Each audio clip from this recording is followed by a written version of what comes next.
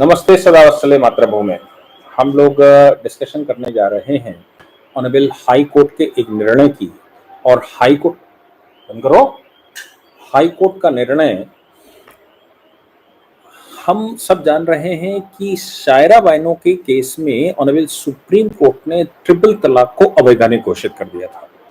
और ट्रिपल तलाक को अवैधानिक घोषित करने के साथ साथ ऑनरेबल सुप्रीम कोर्ट ने महिलाओं के द्वारा लिए जाने वाले तलाक के अधिकार के विषय में कोई ऐसी टिप्पणी नहीं की थी। हालांकि उस समय बहस के दौरान सलमान, मैं कोर्ट में ही उपस्थित था, सलमान खुर्शीद साहब की जब मैं बहस सुन रहा था तो वो ये कह रहे थे ऑनरेबल सुप्रीम कोर्ट से कि साहब महिलाओं को भी खुला का अधिकार है, यहाँ पर जेंडर इक्वेलिटी है, यानी कि मुसलमानों में जेंडर इक्वेलिटी का मामला है। जेंडर इक्वेलिटी में जितना अधिकार पुरुषों को है ट्रिपल तलाक लेने का, उसी प्रकार का अधिकार महिलाओं को भी है खुला लेने का।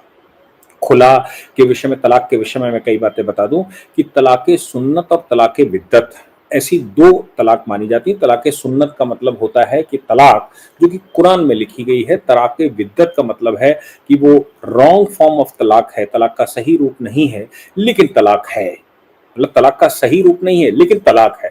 चूंकि वो परंपराओं में चली आ रही है, चूंकि वो चल रहा है, चूंकि वो प्रोनाउंस किया जा रहा है, चूंकि वो हो रहा है, इसलिए तलाक है। ये तलाक़े विद्दत के साथ साथ खुला तलाक और खुला तलाक के अलावा कई और प्रकार की तलाकें, आज हम केवल खुला तलाक या हाई कोर्ट के द्वारा दिए गए जजमेंट पर बात करने वाले हैं। अब देखो, भारत में एक बात तो तय है, honourable justice D Y Chandrachud साहब हुआ करते थे चीफ जस्टिस, और उनके समय पर दो बड़े केसेस आए। एक तो नवतेज सरना का जजमेंट आया और दूसरा जजमेंट श्राइन का आया, जोसेफ श्राइन। एक में उन्होंने कहा कि जेंडर इक्वेलिटी के तहत, जेंडर इक्वेलिटी का मतलब है जो पुरुष और महिला दोनों ही अगर सेक्सुअल ऑफेंसेस करते हैं, सेक्सुअल ऑफेंसेस से मतलब है सेक्सुअल मिसकंडक्ट करते हैं, तो ऐसी परिस्थिति में, सेक्सुअल मिसकंडक्ट की परिस्थिति में केवल पुरुष ही दोषी नहीं होगा, महिला भी दोषी होनी चाहिए। उस पर सेक्सुअल ऑटोनॉमी और सेक्सुअल इंडिपेंडेंटनेस का पीछे से सपोर्ट देते हुए honourable justice D Y Chandrachud साहब ने कहा केवल पुरुष ही नहीं, पुरुष भी अब दोषी नहीं होगा। जेंडर इक्वेलिटी है भारत में, दोनों को ही, अगर महिला शादीशुदा होते हुए किसी के साथ ऐसा करे तो पुरुष भी अगर ऐसा है तो दोनों ही दोषी नहीं होंगे। हाँ, ये जरूर है कि अगर महिला का पति ऐसा मानता है कि उसको तलाक लेनी है, मिसकंडक्ट है, तो वो तलाक का केस फाइल कर सकता है and it may be the ground of तलाक, but it is not a ground for criminal action.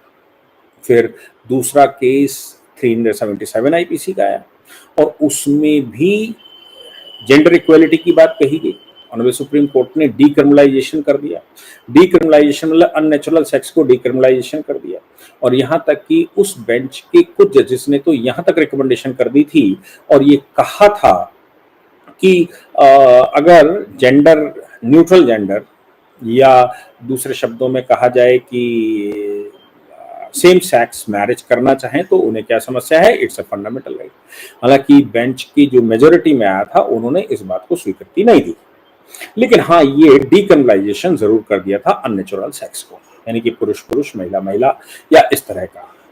फिर एक केस इसी में एक और आया जिसमें ट्रांसजेंडर्स की शादी का मामला आया। तो ट्रांसजेंडर शादी के लिए भी honourable justice D Y Chandrachud साहब का जजमेंट आ गया था ना, दे कैन डू, लेकिन मेजोरिटी ने कहा कि इस पर अभी कोई फैसला नहीं। यानी कि जेंडर इक्वेलिटी भारत में एक मेजर इशू रहा है। महिला और पुरुष बराबर के अधिकारी होंगे और बराबर के अधिकारी रहते हुए दोनों को ही समान अधिकार दिए जाएंगे, दोनों ही एक समान अधिकार के साथ चलेंगे। जो कुछ भी परमात्मा ने इनइक्वेलिटी दी है, नॉन इक्वेलिटी दी है, वो उसको कोई मिटा नहीं सकता, बट ऑन द ग्राउंड, जमीन पर तो हम जितना कर सकते हैं उतना करेंगे। ऐसा सुप्रीम कोर्ट के कई एक जजमेंट जेंडर इक्वेलिटी को लेकर आए हैं। वीमेन एम्पावरमेंट, जेंडर इक्वेलिटी, ये हमारे यहाँ आंदोलन का रूप लेता रहा। Now the question is this, why not this same formula is applicable in case of Muslim marriage? ये सेम फार्मूला मुस्लिम मैरिज पर लागू क्यों नहीं होगा? अगर तलाक पुरुष ले सकता है तो महिला क्यों नहीं? अगर नमाज पुरुष पढ़वा सकता है तो महिला क्यों नहीं? अगर हजरत अली की दरगाह में पुरुष जा सकते हैं तो महिला क्यों नहीं? ये हमारे यहाँ सबरीमाला का भी केस आया, सुप्रीम कोर्ट ने ऑर्डर भी किया था, बाद में उसको संशोधित भी करना पड़ा था क्योंकि सबरीमाला के 2 टेम्पल हैं, महिलाओं के लिए अलग है, पुरुषों के लिए अलग है, तो यहाँ पर जेंडर इनइक्वालिटी का मतलब नहीं बनता है। जेंडरली इक्वल राइट हैं 2 तरह के मंदिरों में। Now the same question is with us again, हमारे पास फिर से वही सेम क्वेश्चन है कि मुस्लिम के मामले में क्यों नहीं सेम अधिकार दोनों को हैं। अब ये बात शायरा बानो का केस डील करते समय ट्रिपल तलाक आप एक तरफ से यूनिलेटरली कर लो, चाहे गलती हो या ना हो, चाहे महिला उसमें दोषी हो ना हो। शियाओं में तो एक सिस्टम प्रोसीजर में है और वो ये है कि ट्रिपल तलाक अपने आप एट इंस्टेंट तलाक अपने आप एप्लीकेबल नहीं है जब तक कि उसके रिकंसाइलेशन का प्रयास न कर दिया जाए। उसमें काजी लगेंगे, परिवार वाले लगेंगे and they will decide whether now they are unable to live together. अब ये दोनों एक साथ नहीं रह सकते। ये बात ये मौलवी और बाकी जो काउंसिल बैठेगी या जो ग्रुप बैठेगा, जो बात करेगा, वो तय करेगा कि वाकई में अब ये नहीं चलाया जा सकता, इनका रिश्ता नहीं चल सकता, देन दैट तलाक विल बी एप्लीकेबल। अब तलाक सुन्नत में 3 तरह की तलाक, 2 तरह की तलाकों की बात करी गई, तलाक हसन और तलाक दूसरी वाली अहसन, हसन और अहसन। अब उसमें ये कहा गया कि 3 बार तलाक ले लो, 3 महीने तक इंतजार कर लो, या फिर हर महीने फ्रेश पीरियड में 1 बार तलाक ले लो और तीसरी बार जब तलाक बोलोगे तीसरे महीने में तो तलाक कंफर्म हो जाएगी, इर्रिवोकेबल हो जाएगी। लेकिन इंस्टेंट तलाक में तलाक हो जाए और वो तो तत्काल इर्रिवोकेबल हो जाती है। सुप्रीम कोर्ट में ये बात आई, महिलाओं ने कहा कि बिना किसी कारण के गुस्से में, लड़ाई में, किसी के बहकावे में, बिना फैक्टों को जाने, कभी भी धोखे में, सोने में ये कभी तलाक कह देता है। मौलवियों का कहना था कि अगर सोते समय भी उसने तलाक बोल दिया तो फिर उसको हलाला करवाना पड़ेगा। अब हलाला का जो प्रोसीजर आया वो ऐसा कहते हैं कि हजरत उमर के समय पर सीरिया के मामले में आया कि लोग वहां पर हमला करने गए, ये इस्लामिक चरमपंथी, और हमला करते समय उनको महिलाएं अच्छी लगी। अब महिलाओं को इस्लाम तो वहां कबूल करवा दिया लेकिन महिलाएं अच्छी लगी, उनका क्या? तब कहते हैं कि हजरत उमर ने उनसे कहा कि तुरंत तलाक दिलवा दो, तलाक दिलवाने के बाद तुम अपने साथ उनको रख लो और अपने साथ रखने के बाद उनको छोड़ दो, छोड़कर वो पुनः विवाह कर लेंगे उसी अपने पहले पति के साथ, तुम्हारा काम भी हो जाएगा और तुम वापस भी आ जाओगे, यानी कि हलाला करके वापस आ जाओगे। तो तुम्हें केवल वो इंजॉयमेंट करना है जो हलाला से सिद्ध होता है। मौला मौलवियों जो अग्रसर होंगे इन मामलों में, उनको भी इसका बड़ा आनंद आता है कि वो हलाला करके अपना शौक पूरा करते हैं। अब चूंकि रिलीजन उसके पीछे का बेस है, रिलीजन उसके पीछे सपोर्ट मिलता है, इसलिए सब कुछ जायज है।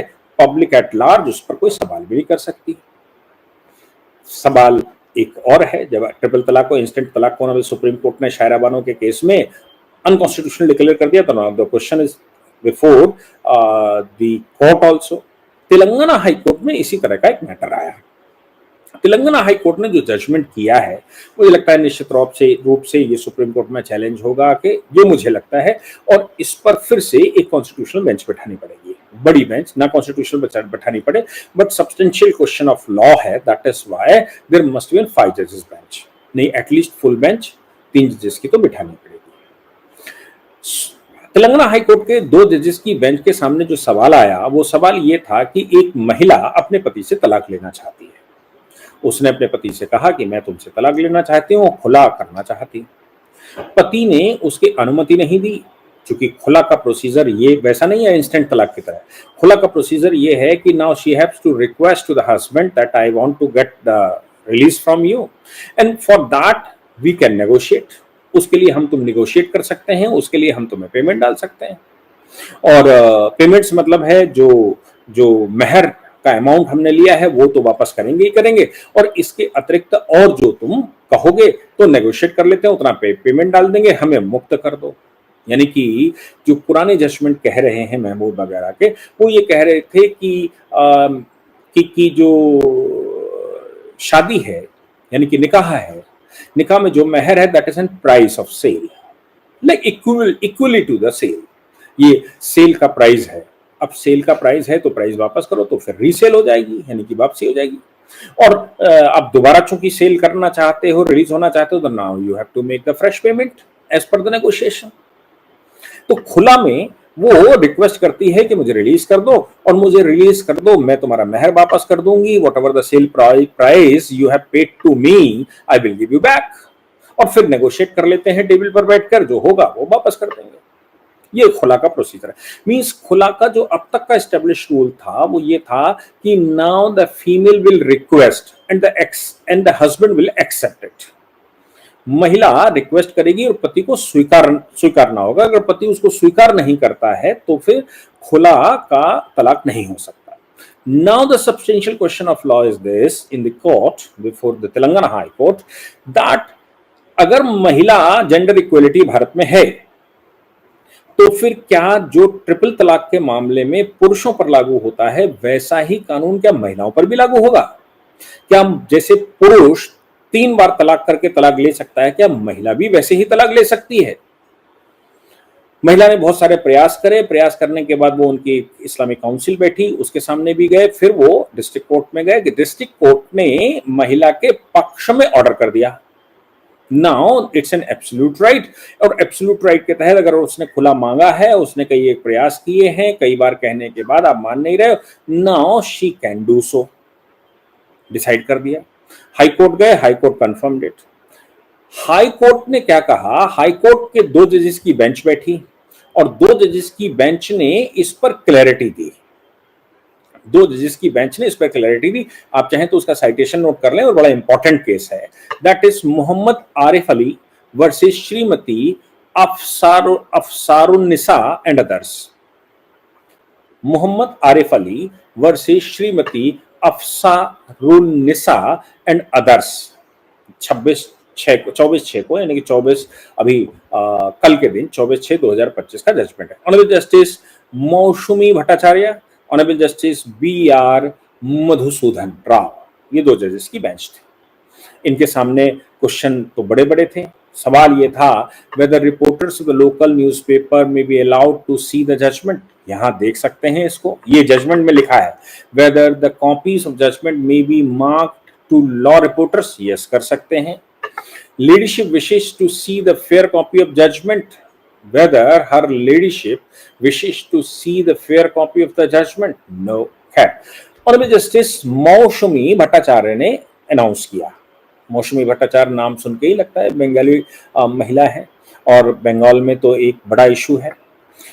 हाई कोर्ट ने ये कहा कि भाई अगर हम कुरान को पढ़ते हैं, क्योंकि हर बात में कुरान को बीच में लाया ही जाता है, ऑनरेबल हाई कोर्ट ने कहा as per the wishes of the Quran verse number 228 and 229 of the chapter 2, यानी कि दूसरे सूरा की आयत नंबर 228 और 229 जो कि महिला को खुला का अधिकार देती है, उसने कहीं प्री कंडीशन ये नहीं बनाई है। There is no precondition to get the assent of the husband और the permission of the husband.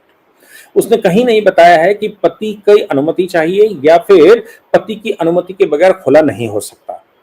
उसने कहा, ऑनरेबल सुप्रीम कोर्ट ने कहा, जब कुरान में कोई कंडीशन नहीं है, then how can we say that there must be an preconditions for the खुला। यानी कि महिला जब उसको मांगे तलाक, तो खुला उसको पति से अनुमति लेनी पड़ेगी। इफ द पति will not permit and the husband is not permitted, then they may not be the खुला, नेगोशिएट करना पड़ेगा। सुप्रीम कोर्ट ने कहा, हाई कोर्ट ने कहा, the court also noted that Islamic laws does not prescribe any procedure either in Quran, keep in mind, either in Quran और in Sunnah और in sayings of the prophet if the husband reject the wife's demand for खुला। उन्होंने कहा profit Mohammad की भी किसी भी उसमें नहीं है, यानी कि सुन्ना में नहीं है और ना ही कुरान में है, जिसमें ये कहा जाता हो कि खुला पति की अनुमति के बगैर या पति रिजेक्ट कर दे तो खुला नहीं हो सकता। तो इसका मतलब ये हो गया, if there is a right of खुला, यानी कि पत्नी को अधिकार है तलाक लेने का, तो that is an absolute right. ये उसका एब्सोल्यूट राइट है। वेदर मेहर उसने वापस किया या नहीं किया, that is secondary thing.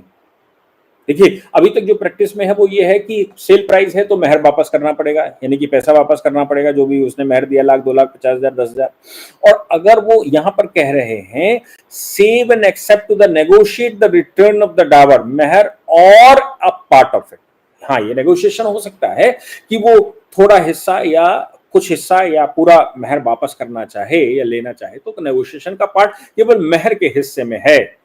It found that khula is a no default divorce initiated by the Muslim wife, and upon the demand for khula, the husband does not have the option to refuse the demand.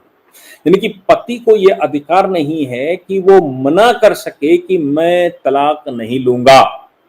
यहां पर court ये कह रहा है जैसे पति को तलाक लेने का अधिकार है, ट्रिपल इंस्टेंट तलाक तो बैन कर दिया, जैसे पति को तलाक लेने का अधिकार है वैसे ही उतना ही अधिकार महिला को भी है, चाहे मेहर पर उसने नेगोशिएट किया हो ना किया हो। हाँ, मेहर का नेगोशिएशन हो सकता है कि कितना वापस करना है, लेकिन महिला को उल्टा तलाक, रिवर्स तलाक यानी कि तलाक के अगेंस्ट में, या महिला को जैसे पुरुष को महिला से तलाक लेने का अधिकार है वैसे ही महिला को भी पुरुष से तलाक लेने का अधिकार है, जिसको खुला कहा गया है। ये सूरा नंबर 2 की आयत नंबर 228 और 229 के मैंडेट के अनुसार ऑनरेबल हाई कोर्ट ने, ये 2 जजेस की बेंच ने जजमेंट दिया। मैं समझता हूं कि जेंडर इक्वलिटी का मुस्लिमों के पक्ष में अब इससे बड़ा कोई इलस्ट्रेशन अभी तक हमारे पास नहीं है।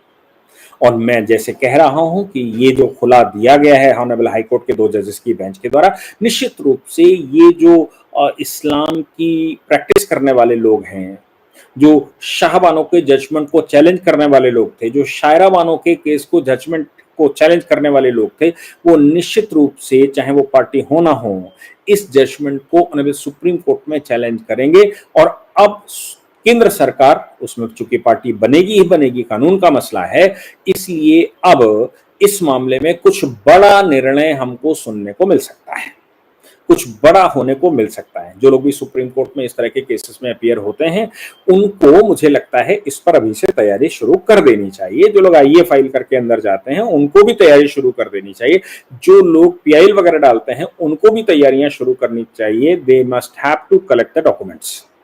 मुस्लिम महिलाओं को जेंडर इक्वलिटी के आधार पर न्याय दिलवाना है, अगर जो ह्यूमन राइट का के ऊपर काम करते हैं, ह्यूमन राइट वायलेशन पर काम करते हैं, they all must have to prepare for this case, क्योंकि ये निश्चित रूप से मेरा मानना है सुप्रीम कोर्ट तक पहुंचेगा। नहीं पहुंचेगा तो मुस्लिम महिलाओं को जो अधिकार ऑनरेबल हाई कोर्ट ने दिए हैं वो मुझे लगता है अद्वितीय हैं। अब पुरुष और महिला तलाक के मामले में समान अधिकार रखते हैं। अब इसमें पुरुष केवल तलाक ले सकता है और महिला नहीं ले सकती, ऐसा कोई विषय नहीं रखा है। Husband do not having the right to restrict, to reject, because she having the absolute right. वो आपको बताएगी मैं तुमसे खुला लेना चाहती हूं, मैं तुम्हारे साथ नहीं रहना चाहती हूं, अब मेरी तुम्हारी जुगलबंदी नहीं चल सकती और अब मैं तुमसे दूर होती हूं। इस विषय पर केवल वो नेगोशिएट कर सकता है कि मेरे इतने पैसे मैंने दिए थे वो मुझे वापस कर दो। इसके अलावा कोई अधिकार पुरुष को नहीं है कि वो रिजेक्ट कर सके। जैसे महिला को अधिकार नहीं है रिजेक्शन के मामले में, वैसे ही पुलिस को भी अधिकार नहीं है। मुझे लगता है इस जजमेंट को हमारे देश में जेंडर इक्वलिटी पर काम करने वाला प्रत्येक व्यक्ति जो इस लेक्चर को देख रहा हो, इस जजमेंट को सुन रहा हो, इस जजमेंट को देख रहा हो, they must have to forward this. At least इस वीडियो को अगर आप ज़्यादा से ज़्यादा लाइक और शेयर कर देंगे तो भी मुझे लगता है कि स्प्रेड आउट हो जाएगी और जो ज़रूरतमंद महिलाएं हैं, जो फंसी हुई हैं, उनको कम से कम इसका अधिकार है ऐसा जजमेंट का सहारा मिल जाएगा और they will get the right. Subscribe आप करेंगे तो और अच्छा है, वीडियो तेजी से बढ़ती है और ये मुझे लगता है देश में फैलाने वाली बात है। फैलाने वाली मतलब it's an information war. Each and every female must have a right to get the information regarding this judgment. इस जजमेंट की कॉपी भी मैं नीचे पेस्ट करूंगा, मतलब उसका लिंक पेस्ट करूंगा तो आप देख सकते हैं। लेकिन ये एक अच्छा और धमाकेदार जजमेंट है। जय हिंद, जय भारत, वंदे मातरम।